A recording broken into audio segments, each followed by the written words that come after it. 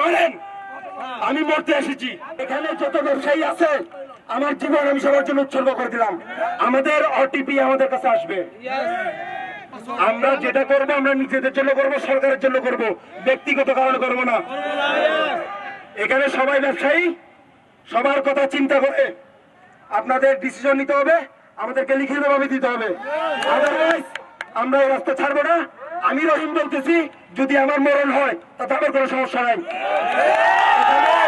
এখানে যত ব্যবসায়ী আছে আমার জীবন আমি সবার জন্য উৎসর্গ করে দিলাম। মানেন আমি মরতে এসেছি। আমাদের প্রবাসীরা রেমিটেন্স পাঠায়, আমাদের দেশ সচল থাকে। আমরা রেমিটেন্স যোদ্ধাদের জন্য আমাদের জীবন উৎসর্গ করে দিব। মনের মাঝে ছিলে